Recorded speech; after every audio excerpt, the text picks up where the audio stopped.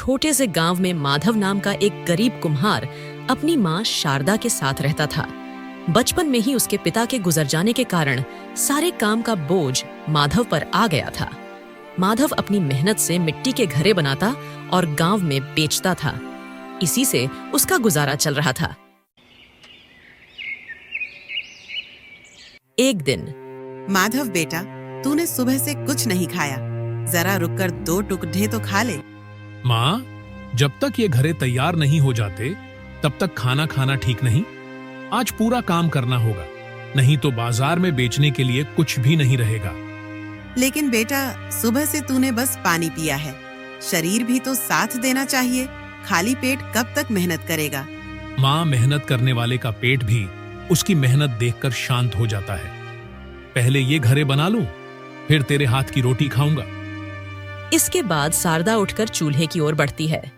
उसी गांव में धनीराम नाम का एक सेठ रहता था, जो माधव से कम दाम में घरे खरीदकर उन्हें महंगे दामों में लोगों को बेचता था। मालिक, आज के तो सारे घरे बिक गए।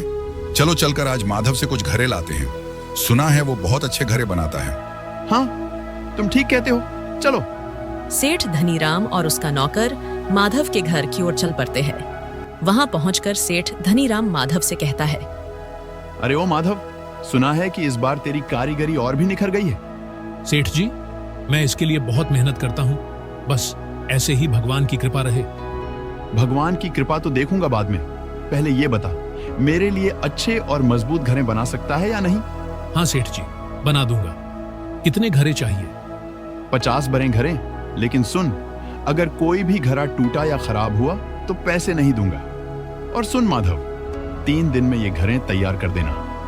सेठ जी, आप भरोसा रखिए, मैं आपको सुंदर और मजबूत घरे बनाकर दूंगा। सेठ धनीराम हाँ में सिर हिलाकर चला जाता है। माधव अपनी मां की ओर देखता है। उनके चेहरे पर आशा की हल्की मुस्कान आ जाती है। शारदा चूल्हे से उठकर माधव के पास आती है। 50 घरे 1 हफ्ते में? ये कैसे होगा राम? मेहनत से सब कुछ हो सकता है माँ। अगर हम दिन रात एक कर दें तो ये काम हो जाएगा। ठीक है बेटा, मैं भी तेरे साथ बैठकर काम करूंगी। तेरा हाथ मिट्टी में होगा तो मेरा हाथ भी चाक के पास रहेगा। माँ, आपका साथ और विश्वास मुझे हर मुश्किल से निकाल सकता है। माँ बेटे अपनी गरीबी को भूलकर काम में लग जाते हैं। मिट्टी के चाक पर घरे बनते जाते हैं और उनके साथ साथ उनकी उम्मीदें भी बढ़ती जाती हैं। अगले दिन सुबह सूरज की पहली किरण के साथ ही माधव और उसकी माँ फिर से काम पर लग जाते हैं। घरे बनकर तैयार हो चुके हैं। अब उन्हें पकाने के लिए भट्टी में रखना है। माधव, जरा ध्यान से रखना, कहीं कोई घरा टूट न जाए। हाँ माँ, ये घरे हमारी मेहनत की पहचान है। इनका सही सलामत रहना ही हमारी मेहनत का असली फल है। माधव एक एक करके सभी घरों को भट्टी में रखता है और आग जलाता है। भट्टी जलने लगती है और धीरे धीरे आग तेज होती जाती है। ऐसे ही पूरा दिन बीत जाता है। फिर रात के समय अचानक तेज आंधी और बारिश शुरू हो जाती है। माधव और उसकी माँ घबराकर बाहर की ओर दौड़ते हैं। बेटा, ये आंधी और बारिश कहीं भट्टी को नुकसान न पहुंचा दे। हे भगवान, ये क्या हो रहा है? अगर भट्टी बुझ गई और घरे टूट गए तो सब बर्बाद हो जाएगा। माधव दौड़कर भट्टी की ओर भागता है, लेकिन तेज हवा और पानी से आग धीरे धीरे बुझने लगती है। कुछ घरे गिरकर टूट जाते हैं। माधव भट्टी को बचाने की कोशिश करता है, पर कुदरत की मार के आगे उनकी मेहनत बेबस दिख रही थी। इसके बाद बारिश रुक जाती है। रामलाल भट्टी के पास बैठा टूटी मिट्टी को हाथ में लेकर उदास बैठा होता है। पास में खड़ी माधव की माँ की आंखों में आंसू आ जाते हैं। बेटा, कुछ घरे बच तो गए हैं ना? नहीं माँ, आधे से ज्यादा घरे टूट चुके हैं। अब सेठ धनीराम को क्या जवाब दूंगा? हम फिर से कोशिश करेंगे बेटा। जब तक हिम्मत है तब तक रास्ता भी मिलेगा। हाँ माँ, मेहनत करने वाले कभी हार नहीं मानते। मैं भी हार नहीं मानूंगा। माधव फिर से चाक के पास जाकर बैठ जाता है और नए घरे बनाने लगता है। उसकी माँ भी उसके साथ बैठकर काम में लग जाती है। बेटा, कितने घरे अभी और बनाने होंगे? कम से कम 30 घरे और बनाने होंगे माँ, वरना सेठ धनीराम पैसे नहीं देगा और हमारे पास खाने के लिए भी कुछ नहीं बचेगा। तो फिर देर किस बात की? चल हम दोनों मिलकर दिन रात एक कर देंगे। दोनों खूब जमकर मेहनत कर रहे थे। माधव चाक पर तेजी से काम करने लगता है और उसकी माँ घरों को संभालने लगती है। इस प्रकार 3 दिन बीत जाते हैं। घरे तैयार हो चुके थे। माधव और उसकी माँ उन्हें भट्टी में पकाने के लिए रखते हैं। हे भगवान, इस बार हमारी मेहनत सफल करना। अगर सच्चे दिल से मेहनत की है तो इसका फल भी जरूर मिलेगा माँ। भट्टी जलती है। इस बार माधव और उसकी माँ पूरी सावधानी बरतते हैं। वे पूरी रात जागकर भट्टी की देखभाल करते हैं।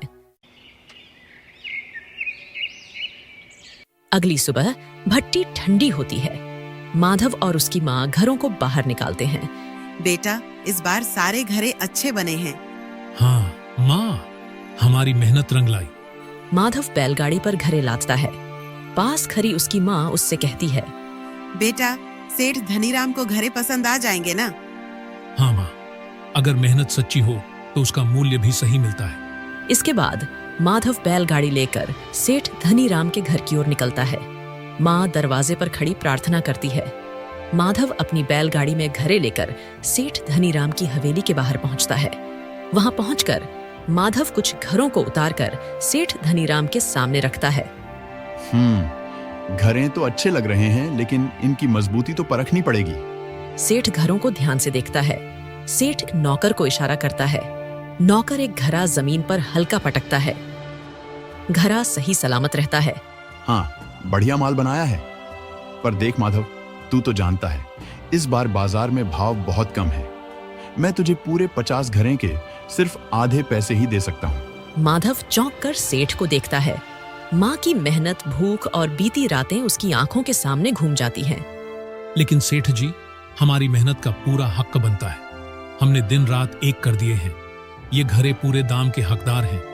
मेहनत तो सभी करते हैं माधव, लेकिन सौदा तो बाजार के हिसाब से तय होता है। तुझे देना हो तो दे, वरना किसी और को बेच दे। पास में खड़ी सेठ की बेटी नेहा यह सब देख रही थी कि किस तरह उसका बाप बेचारे माधव के साथ धोखा कर रहा था। नेहा माधव को बहुत पसंद करती थी और उसके साथ विवाह भी करना चाहती थी, लेकिन अपने पिता के डर के कारण वह चुप थी। उधर सेठ की बात सुनकर माधव की आंखों में चिंता झलकने लगती है। कुछ देर के लिए वह चुप हो जाता है, फिर धीरे से बोलता है, नहीं सेठ जी, मैं अपनी मेहनत के साथ अन्याय नहीं कर सकता। अगर आप पूरा मूल्य नहीं देंगे तो मैं कहीं और बेच दूंगा। सेठ धनीराम को यह सुनकर गुस्सा आ जाता है। हाँ, इस गांव में मेरे बिना तेरा घरें कौन खरीदेगा? तू अपनी औकात भूल गया माधव। औकात मेहनत से बनती है सेठ जी। मैं अपनी मेहनत का सही दाम लूंगा, चाहे देर ही क्यों न लगे। माधव अपने घड़े वापस बैलगाड़ी में रखता है और बिना कुछ बोले वहां से चल पड़ता है।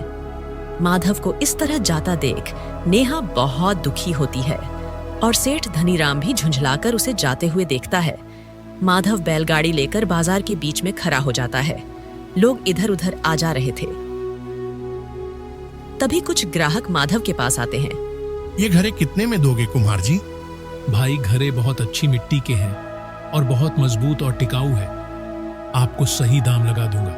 ग्राहक कुछ देर मोल भाव करता है और बाद में घड़ा खरीद लेता है। धीरे धीरे कुछ और लोग आते हैं। आपने तो बहुत अच्छे घरे बनाए हैं, मुझे भी चाहिए।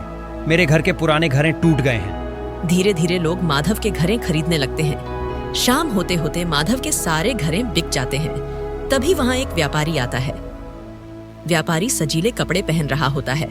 वह माधव से कहता है, मैंने सुना कि तूने सेठ धनीराम का सौदा ठुकरा दिया। बड़ी हिम्मत वाला इंसान लगता है तू। हिम्मत नहीं, बस अपनी मेहनत का सही मूल्य चाहता हूँ साहब। बहुत अच्छी बात है। मुझे अपने गांव के लिए 500 घरे चाहिए और मैं तेरी मेहनत का पूरा दाम दूंगा। बता कब तक बना देगा? यह सुनकर माधव खुश हो जाता है।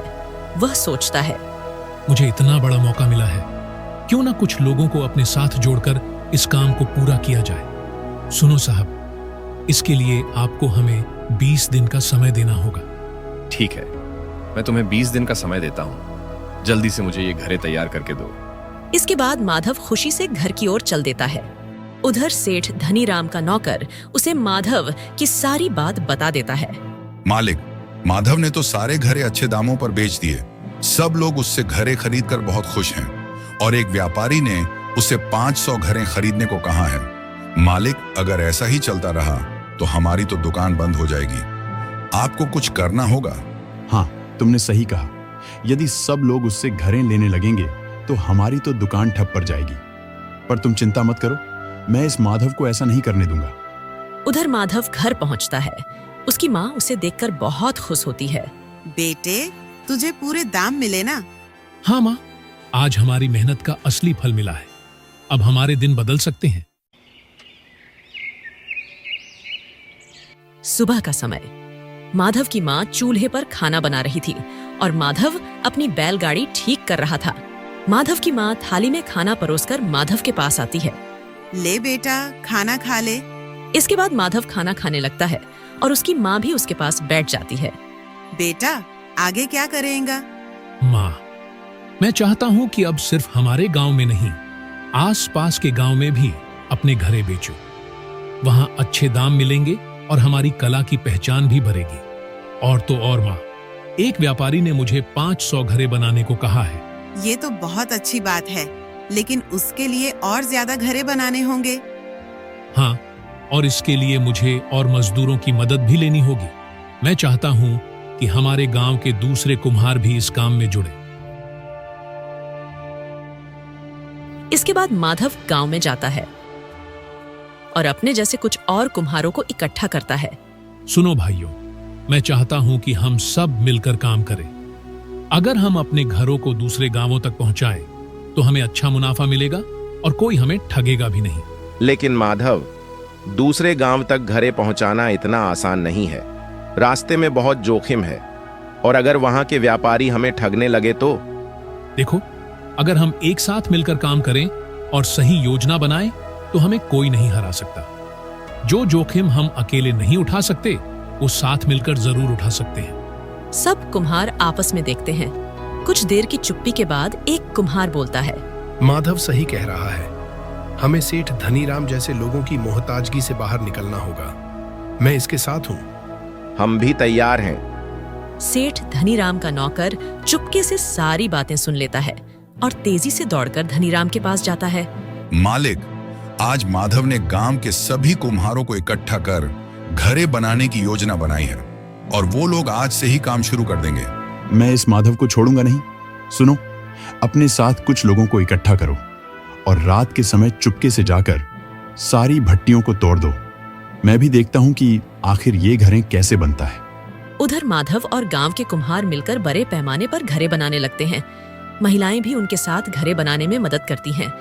घरे बनाते बनाते उन्हें शाम हो जाती है। फिर वे सभी घरों को पकाने के लिए भट्टी में रख देते हैं। रात का समय, जब सभी कुम्हार सो जाते हैं, तभी सेठ धनीराम के आदमी वहां आकर सारी भट्टियों और घरों को तोड़कर भाग जाते हैं। अगली सुबह जब माधव और दूसरे कुम्हार खाने में पहुंचकर देखते हैं, तो सारी भट्टियां और घरें टूटे होते हैं। यह देखकर सभी की आंखें फटी की फटी रह जाती हैं। यह कैसे हुआ? हमने तो सब कुछ ठीक से किया था। बेटा, हो न हो, यह सेठ धनीराम की साजिश है। हाँ, वह नहीं चाहता कि हम लोग खुद के दम पर अपना काम शुरू करें और आगे बढ़े। माधव कुछ देर सोचता है, फिर आत्मविश्वास से बोलता है। हमें हिम्मत नहीं हारनी चाहिए। ये हमारे लिए बहुत दुख भरी परिस्थिति और सबक। हम फिर से घरे बनाएंगे और इस बार पहले से ज्यादा मजबूत बनाएंगे। माधव और गांव के कुम्हार फिर से जुट जाते हैं। वे दिन रात मेहनत करते हैं। इस बार वे और ज्यादा ध्यान रखते हैं। वे रात भर जागकर घरों की देखभाली करते हैं। सेठ धनीराम के लोग फिर से वहां आते हैं, लेकिन इस बार सभी कुम्हारों को जगता देख वे लौटकर वहां से चले जाते हैं। कुछ हफ्तों बाद नए घरें तैयार हो जाते हैं। इसके बाद माधव और कुछ साथी बैलगाड़ी में घरों को भरकर दूसरे गांव ले जाते हैं। वहां एक बड़ा व्यापारी उनका स्वागत करता है। तुम लोग बहुत बढ़िया घरे बनाते हो। हाँ साहब, हमारी मेहनत और ईमानदारी ही हमारी पहचान है। वाकई सचमुच बेहतरीन कारीगरी है। मैं इसी तरह हर महीने तुमसे घरे खरीदूंगा और तुम्हें पूरा दाम दूंगा। माधव और उसके साथी खुशी से एक दूसरे को देखते हैं। उधर सेठ धनीराम अपनी दुकान में अकेला बैठा था। उसके पास कोई ग्राहक नहीं आ रहा था। पास में खड़ा सेठ धनीराम का नौकर उससे कहता है, सेठ जी, अब तो कोई भी आपसे घरे नहीं खरीदता। सब माधव के पास जा रहे हैं। और तो और वह धीरे धीरे अमीर होने लगा है। हाँ, पर क्या करूं? मैंने अपनी चालाकी से खुद अपना नुकसान कर लिया। अगर मैंने माधव के साथ मिलकर काम किया होता तो आज मैं भी तरक्की कर रहा होता। तभी अचानक माधव अपनी माँ के साथ वहां आता है। माधव को वहां देखकर सेठ धनीराम उससे कहता है, मुझे माफ कर दे माधव, मैंने तेरे साथ बहुत गलत किया।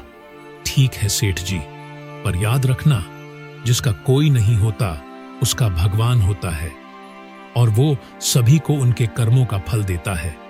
वैसे माधव, आज तुम यहाँ क्या करने आए हो? सेठ जी, मैं आज तुमसे नेहा का हाथ मांगने आया हूँ। ठीक है माधव, मुझे लगता है कि मेरी बेटी भी तुम्हें चाहती है। मैं इस रिश्ते के लिए तैयार हूँ। माधव और नेहा एक दूसरे को देखकर मुस्कुराते हैं।